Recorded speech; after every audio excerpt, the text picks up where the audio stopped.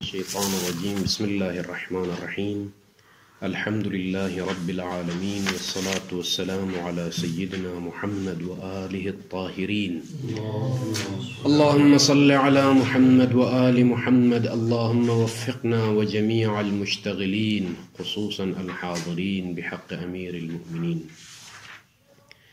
ومما يؤيد المطلب أيضا صحيحة الحلبي عن الرجل يشتري ثوبا ولم يشترط على صاحبه شيئا فكرهه ثم رده على صاحبه فأبى أن يقبله إلا بوضيعة. گفتگو ہماری ادلہ صحت بیع فضولی فی الصورت الاولی. بائع فضولی مارکیٹ پہنچ گیا کتاب لے کر، بعت هذا الكتاب او ابيع هذا الكتاب عن المالک، مالک کی طرف سے میں فروخت کر بغیر کسی اجازت اور اذن کے.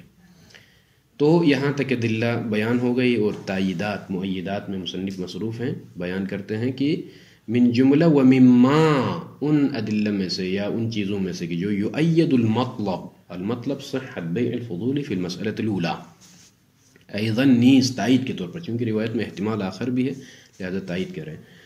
صحیحۃ الحلبی عن الرجل، اس رجل کے بارے میں امام سے پوچھا گیا، شخص کے بارے میں کہ یشتری ثوبا، جا کے بازار سے دکان والے سے، صاحب دکان سے کپڑا خریدتا ہے. ولم یشترط علی صاحبہ، علی صاحب الثوب، جو کہ بائع ہے نا دکاندار، اس پر کوئی شرط نہیں لگاتا. شیئا، ولم یشترط علیکم السلام شیئا، کسی شے کی شرط نہیں لگاتا. یہ نہیں کہتا کہ جو ہے میں گھر لے کر جاؤں گا، یعنی اسے خیار نہیں لیتا، ہاں اپنے پاس توڑنے کا خیار نہیں لیتا. کوئی شرط مطلب ہے کہ جو ہے خیار کہ بھئی گھر لے کر جاؤں گا، وزارت داخلہ سے پوچھ لوں گا راضی ہوتی ہے یا نہیں پٹانے کے، کپڑا جو ہے اس کو پسند آئے نہ آئے، جوتے پسند آئے نہ آئے، جس طرح سے ہوتا ہے آج کل. ٹھیک نہیں، ہم سب اسی میں مبتلا ہیں کہ چیز پسند آتی ہے ہمیں، گھر لے جائیں تو جو ہے دو تین باتیں سننے کو ملتی ہیں.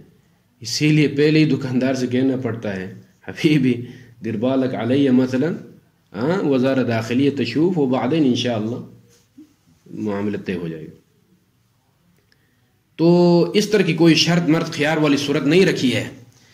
فَكَرِهَهُ، گھر آ کے اس سو کے بارے میں اسے کراہت ہوئی، یا خود اس نے پسند نہیں کیا، یا جس کے لیے خریدا اس نے پسند نہیں کیا، ثم رَدَّهُ عَلَى صَاحِبِهِ، دوبارہ لے کر آ گیا دکاندار. موبائل خریدا، گھر لے جا کے پسند نہیں آیا، واپس لے کر آ گیا. فَأَبَى صاحب الثوب البائع أَبَى أَن يَقْبَلَهُ أَن يَقْبَلَ هَذَا الشَّيْء إِلَّا بِوَضِيعَةٍ، أي إِلَّا بِنَقِيصَةٍ. 10,000 میں اس نے خریدا تھا کپڑا، اب جو ہے گھر میں پسند نہیں آیا، وہ واپس کرنے گیا تو اس نے کہا کہ میں واپس نہیں لیتا ہوں، مگر یہ کہ إِلَّا بِوَضِيعَةٍ، 8,000 میں واپس دوں گا، باقی 2,000 میں نہیں دیتا ہوں. امام نے کیا فرمایا؟ یہ ٹھیک ہے اس طرح سے کرنا. قال لا يصلح له لصاحب الثوب للبائع، لا يصلح له ان يأخذ بوضيعة، ان يأخذ هذا الشيء، ان يأخذ هذا الثوب بوضيعة، یعنی بنقيصة، بقليلة. حرام ہے اس کے لیے اس طرح سے کرنا. فإن جهل، اب اگر عالم ہوتا نا اس طرح، پھر اس کا لینا دینا یہ چیزیں ساری حرام ہو جاتی، تصرفات. اب جاہل ہے تو ظاہراً جو ہے گناہگار تو نہیں ہوگا، لیکن فأخذہ، حکم شرعی کہ بائع اگر جاہل ہو حکم شرعی کے بارے میں کہ بھئی اس طرح کرنا، کم پہ لینا، 2,000 اس کو نہیں دینا، یہ حرام ہے آپ کے لیے، حکم شرعی سے جاہل ہے تو گناہگار نہیں ہوگا، جہل کی وجہ سے معذور ہوگا. لیکن اس جہل کی بنا پر اس نے اخذ کیا، فاخذ هذا الثوب فباعه باكثر من ثمنه، جو اس کی قیمت تھی اس سے زیادہ میں اس نے فروخت کیا ہے. تو اب چونکہ جب یہ معاملہ باطل ہے اس طرح سے واپس کرنا کم قیمت پر، تو باطل ہونے کا مطلب کیا ہے؟ ایو صاحب الثوب، ظاہراً آپ اپنے آپ کو مالک سمجھتے ہو کہ میرا کپڑا میری ملکیت میں واپس آ گیا، واقع میں آپ کا اس طرح لینا درست نہیں ہے، تو ابھی تک مشتری کی ملکیت برقرار ہے کپڑے پر. توجہ ہے، واقع میں یہ اس کو کہا جاتا ہے یہ شخص اپنا آپ کو اعتقاداً مالک سمجھ رہا ہے، چونکہ جاہل ہے. عالم ہوتے ہوئے یہ کرتا ہے تو پھر جو ہے یہ غاصب ہو جاتا ہے، غاصب بالعمد بالعلم. لیکن یہاں اعتقاداً یعنی اپنا آپ کو مالک سمجھ رہا ہے، واقع میں ملکیت نہیں. اس لیے کہ یہ جو اقالہ جس کو کہا جاتا ہے نا، معاملے کو توڑنا سرے سے، اقالۃ البیع کی ہے، اس نے معاملے کو ختم کیا ہے. اقالۃ البیع میں چونکہ ہمارے پاس اقالہ یعنی بیع کو ختم کرنا، ختم کرنے کا مطلب یہ ہے کہ ہر شے اپنی حالت میں مالکین کی طرف منتقل ہو جائے. کپڑا اسی اپنی حالت میں اس کی طرف، اور اس کی قیمت جو تھی وہی قیمت واپس ہو جائے. اس کو کہا جاتا ہے اقالہ. جب یہاں ایسا نہیں ہوا، کم قیمت پر وہ راضی ہو گیا واپس لینے کے لیے، تو یہ اقالہ باطل ہے. جب اقالہ باطل ہے تو جو پہلا والا معاملہ ہو چکا ہے وہ معاملہ ابھی تک برقرار ہے، یعنی کپڑے کی ملکیت مشتری کے لیے منتقل ہو گئی ہے اور پیسہ بائے کے پاس. تو اب اس نے چونکہ اعتقاداً میں ہی مالک ہو گیا، وہاں بھی معاملہ توڑ دیا کر فروخت کیا 2000 روپے بڑھا کے اصل قیمت سے. تو امام نے کیا فرمایا؟ رد علی صاحبہ الاول ما زاد. رد یہ واپس کرے گا علی صاحبہ الاول جو کہ مشتری ہے، جس نے اس کے لیے ما زاد جو اس کی اصلی قیمت سے جتنے پیسے اضافی اس نے فروخت کیا ہے وہ پیسے کا مالک مشتری ہی ہوگا جس کی ملکیت میں ابھی تک کپڑا باقی ہے. یہ بائع نہیں ہوگا. بات واضح ہو گئی؟ فإذا اب آ جائے موضوع بنائے ذرا. هذا البائع باع الثوب باعتقاد انه مالک والحال ليس مالکا. جب مالک نہیں ہے تو گویا فضولی ہے. ہو گیا نا فضولی. اب وہ اعتقاداً جہلاً اپنا آپ کو جہل مرکب کی بنا پر مالک، یہ الگ بات ہے، لیکن واقع میں لیس مالک ولا معذون ولا ولی کل شیء معه فصار فضولیا. لیکن مشکل ابھی آ رہا ہوں، یہاں تک فضولی ہو گیا نا. لیکن ہماری بحث کس میں تھی؟ بیع الفضول عن المالک لا عن نفسه. یہاں اس میں روایت میں یہ مشکل ہے، اسی لیے روایت مؤید ہے، دلیل نہیں ہے. بات واضح ہو گئی؟ فإن الحکم یہ ہے تقریب تأیید. آپ اپنے مورد کے لیے کیسے اس کو تائید لے کر جا رہے ہیں بھائی؟ کہتے ہیں کہ فإن الحکم، امام کا حکم کرنا. کون سا حکم؟ برد ما زاد. اصلی قیمت پر جو زائد قیمت اس نے حاصل کی ہے کسی اور کو فروخت کر کے، صاحب ثوب جو پہلا والا مالک تھا وہ رد کرے بھائی اس مشتری کی طرف. یہ حکم لا ينطبق بظاہرہ، اس طرح حکم لاگو کرنا منطبق نہیں ہوتا ظاہراً الا علی صحت بیع الفضول لنفسہ. امام نے ڈائریکٹ کیا کہا؟ جو پیسے اضافی ملے آپ کو واپس کر دو جلدی سے. یعنی کیا مطلب؟ هذا البيع صحيح فلهذا قيمة هذا العين تنتقل الى مالك الاصلي. اگر تم نے اپنی طرف سے فروخت کیا ہے لیکن پیسے کا حق آپ کو نہیں ہے. بیع صحیح ولكن ثمن المبيع ينتقل الى المالك الاصلي وهو المشتري. تو یہ ہے تقریب تائید. یہاں سے پھر آپ لوگ اس طرح سے یہاں اضافہ کریں بات کو تاکہ تمام ہو جائے. جب بائع فضولی اپنے لیے فروخت کرنے کے باوجود امام نے کہا معاملہ درست ہے، باقی پیسے کا مالک یہ نہیں بنے گا، پیسے کا مالک وہی بنے گا جس کا اصل میں کپڑا جس کی ملکیت میں ہے. جب اپنے لیے فروخت کرنے کے باوجود بیع فضولی صحیح ہو سکتا تو ما نحن فی میں مالک کی طرف سے فروخت کر رہا تو فبطریق او لا یصح بیع الفضولی. بات تمام ہو گئی؟ جی سر. ہاں بس تھوڑا اس کو عربی لہجے میں تھوڑا. فهذه الرواية تكون مؤيدة للمطلب الذي نحن نريد إثباته، وهو شنو؟ إثبات صحة بيع الفضولي الذي يبيع عن المالك. كيف يكون مؤيدا؟ هذه الرواية تدل على أن الفضولي ولو باع عن نفسه مع هذا الإمام حكم بصحة بيع الفضولي ولكن القيمة تنتقل إلى المالك الأصلي. فإذا كان هذا البيع الذي يقع عن الفضول لا عن المالك مع هذا صح الحكم بصحة بيع الفضولي فبطريق أو لا يثبت حكم بالصحة لبيع الفضول الذي يكون من قبل المالك. هذا هو. انتهينا هذا المطلب. اس کے بعد ويمكن التأييد له للمطلب، يعني له يعني للمطلب جیسا پہلے ذکر ہوگی. أيضا بموثقة عبد الله عن أبي عبد الله عليه السلام عن السمسار يشتري بالأجر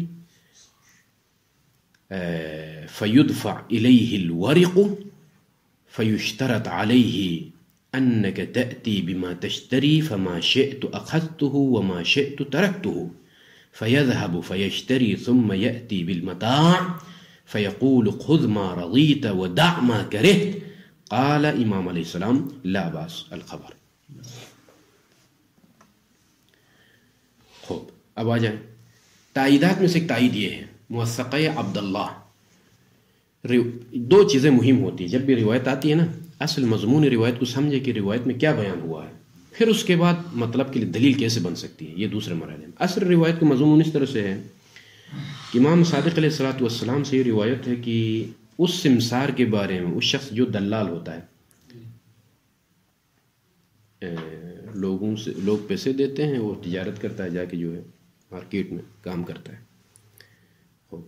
یشتری، لیکن یہ جو کاروبار کا جو معاملہ ہے اس کا بالاجر، خود شریک نہیں ہے، اجرت پہ کام کرتا ہے جا کے. ہاں بس ختم. مثلا جو ہے آپ کو کام چاہیے نا، اتنا یہ تجارت کر، ٹھیک ہے میں کروں گا لیکن میں اتنے پیسے لیتا ہوں، بس ختم. بالاجر، اجرت پہ کام کرتا ہے جا کے، ایک عامل کی طرح گویا.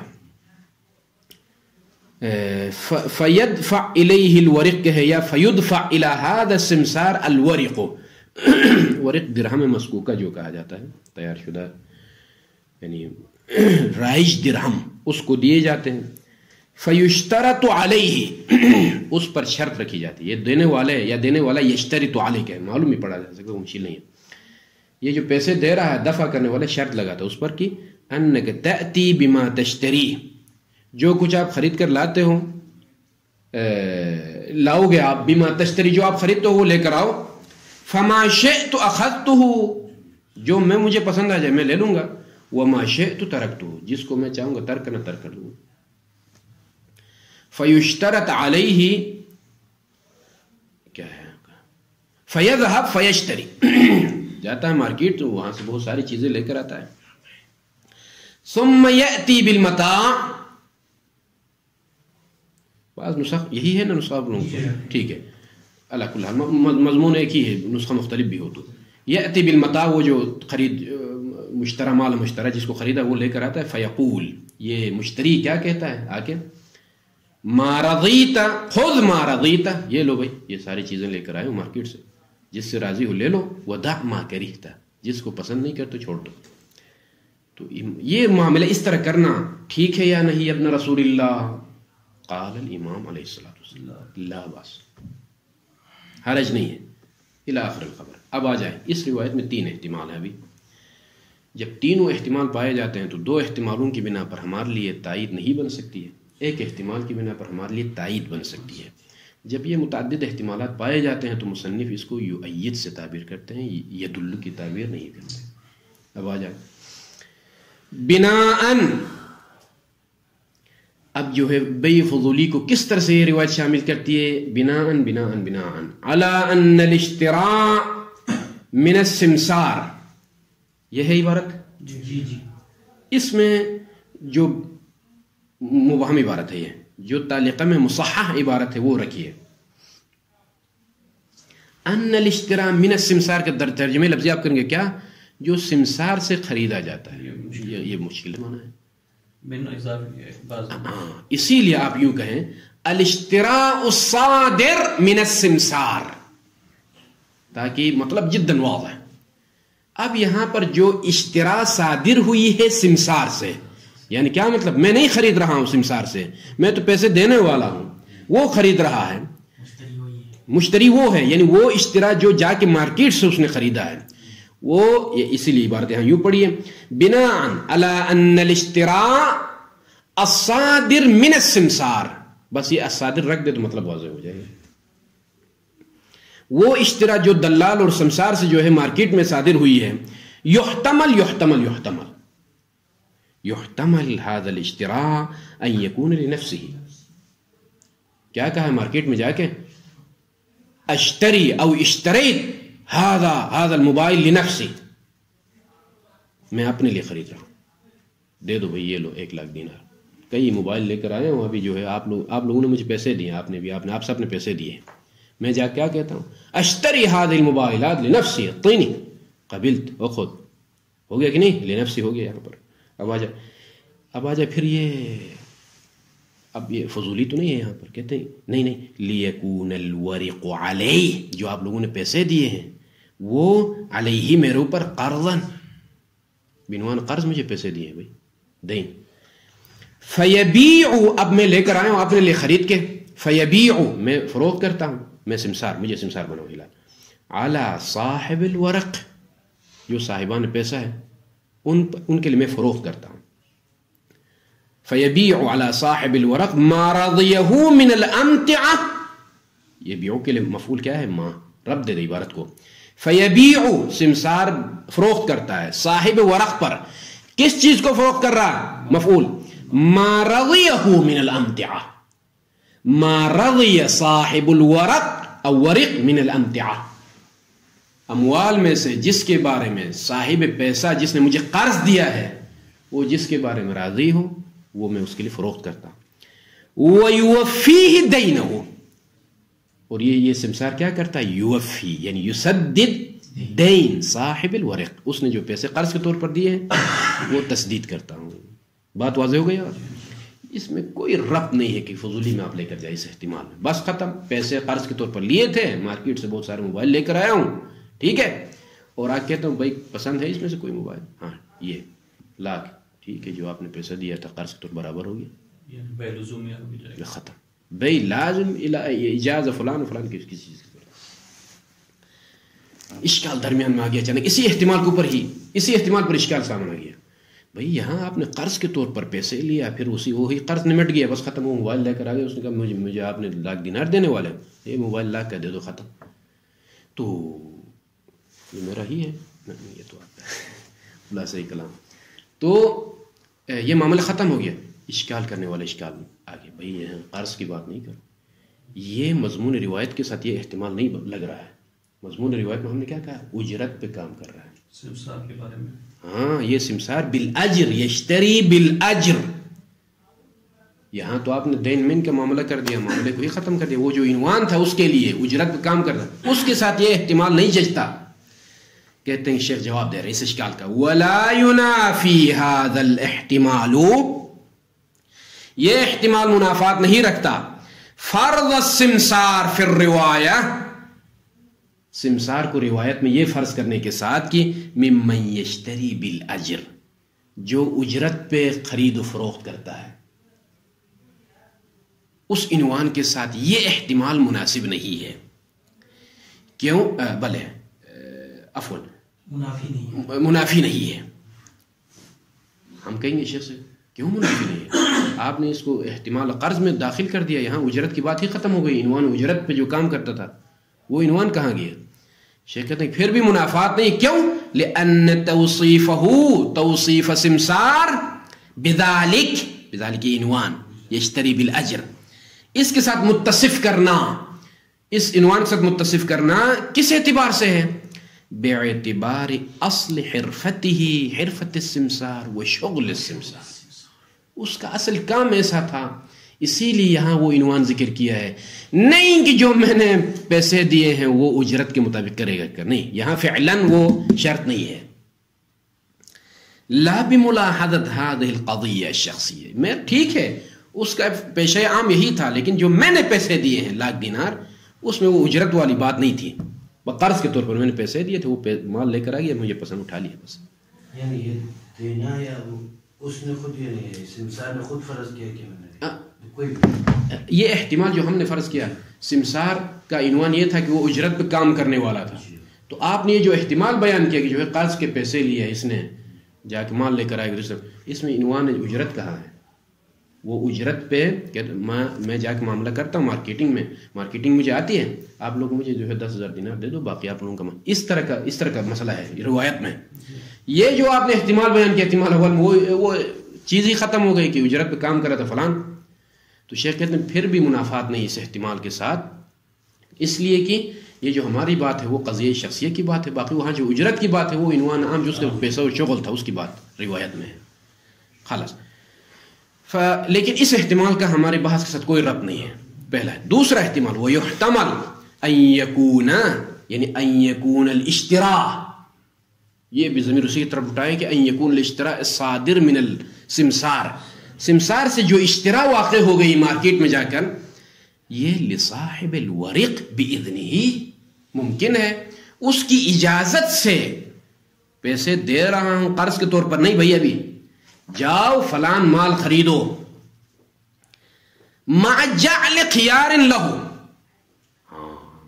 علی بائع الامتعہ، مع جعل خیار لہ، مع جعل خیار لہ لصاحب الورق، صاحب ورق کے لیے خیار رکھنے کے ساتھ. یہ خیار کس پر ہوگا؟ علی صاحب الامتعہ، خیار کا بوجھ بائے پر ہوگا، مارکیٹ والے پر، دکاندار پر بوجھ ہوگا خیار کا. لیکن حق کس کے حق میں ہوگا؟ لہو لصاحب الورق. یعنی میں کیا کہتا ہوں، میں صاحب ورق پیسہ میں کہتا ہوں فلانی سمسار صاحب آپ جائیں، اجازت دے رہا ہوں فلان مال خریدو، لیکن میرے لیے خیار رکھو صاحب محل پر. یعنی اگر لے کر آؤ گے پسند آ گیا تو لے لوں گا، نہیں تو توڑ دوں گا.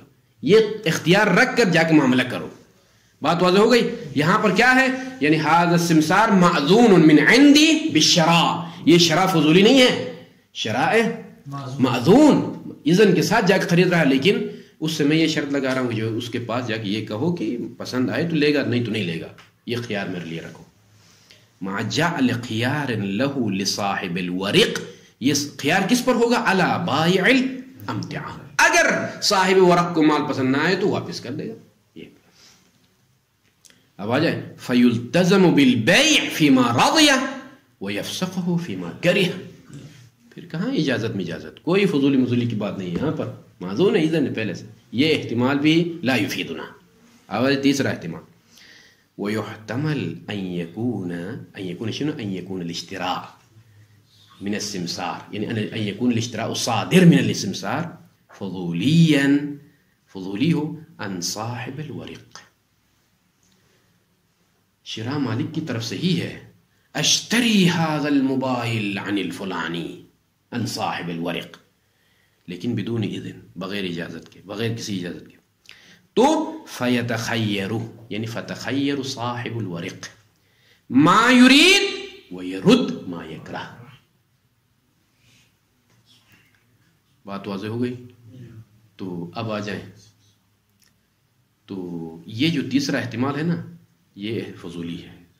یہ اب آ جائیں روایت میں کس احتمال پر آپ امضا کریں گے. امام نے یہ تینوں احتمالات پائے جاتے ہیں، امام نے تفصیل نہیں مانگی ہے.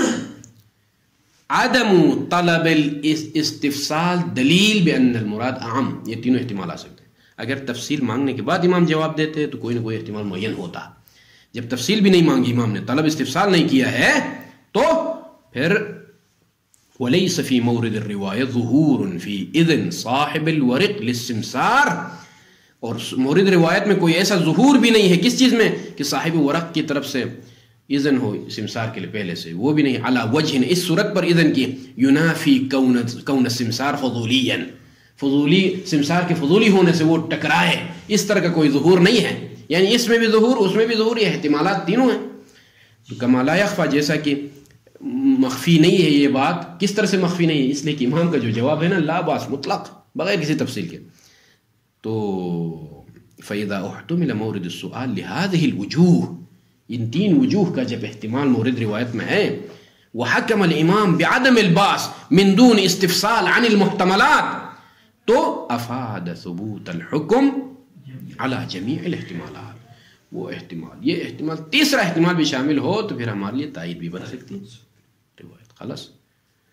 وربما یؤید المطلب، مطلب ختم ہو گیا ہے، ابھی ہمت رکھیں اس کو تمام کرتا ہوں. وربما یؤید المطلب، مطلب سے مراد وہی صحت بے فضولی ما نحن فی میں، بالاخبار الدالہ علی عدم فساد نکاح العبد بدون اذن مولا.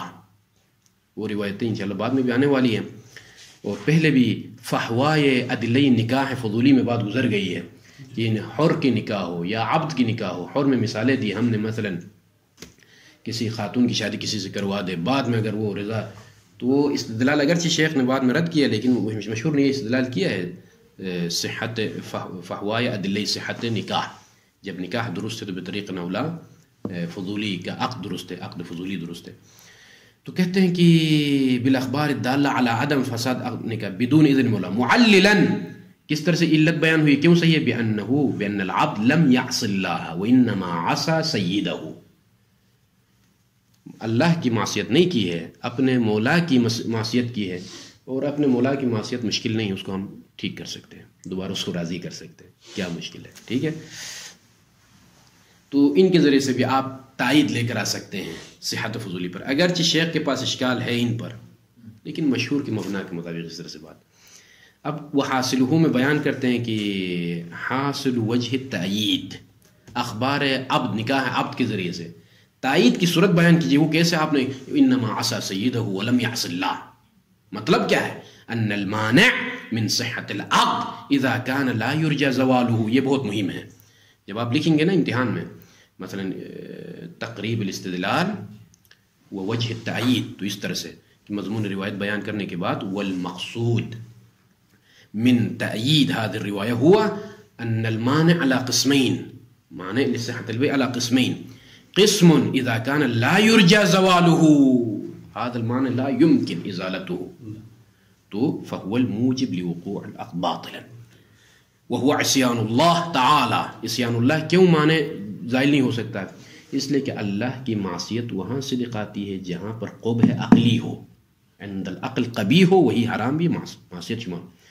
هذا القبیح العقلی اللہ کے پاس دوبارہ حسن عقلی میں بدل نہیں سکتی ہے. بات واضح ہو گئی، ختم. واما المانع الذي يرجى زواله كعصيان السيد فبزوال هذا المانع يصح العقد ورضا المالك من هذا القبيل. رضای مالک، کیونکہ مولا کا راضی ہونا کہنا، عدم الرضا المالک مانع. جب یہ شادی کر رہا تھا عبد تو عدم الرضا مانع، ولكن بعد الزواج حصل الرضا فارتفع المانع، زال المانع، خلاص. فإنه لا يرضى اولا راضی نہیں ہوتا تو ہم کہیں گے مانع موجود ہے، اس کے بعد ويرضى ثانيا یعنی مانع رفع ہو گیا، ختم، عدم الرضا رفع ہو گیا یعنی رضا حاصل ہو گئی.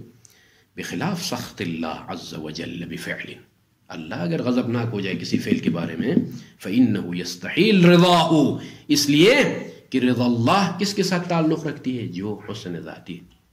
ٹھیک ہے کہ نہیں، عقل کے نزدیک حسن ہو. اب اگر چیز کے بارے میں سخت ثابت ہو اللہ ساخط وغاضب بالنسبة إلى هذا يعني هذا شيء قبيح عقلا، فلا يمكن أن يتعلق رضا الله بالشيء الذي هو قبيح عقلا. هذا غاية ما يمكن أن يحتج ويستشهد به للقول بالصحة، يعني بصحة عقد الفضولي. وبعضها بعض ما تقدمت، يعني بعضها يعني بعض الروايات أو بعض الأدلة أو بعض المؤيدات، وإن كان مما يمكن الخدشة فيه، اگرچہ بعض میں خدشہ ممکن ہے اور کیا ہم نے، لیکن إلا أن في بعضها الآخر، لیکن بعض روایات میں یا بعض مؤیدات میں غنن و کفایہ، بے نیاز اور کفایت ہے، یعنی صحت فضول عمومات قرآنی ہے. خلاص بات ثابت ہو گئی. وصلی اللہ علی محمد و آلہ الطاہرین. جزاکم اللہ خیر الجزا.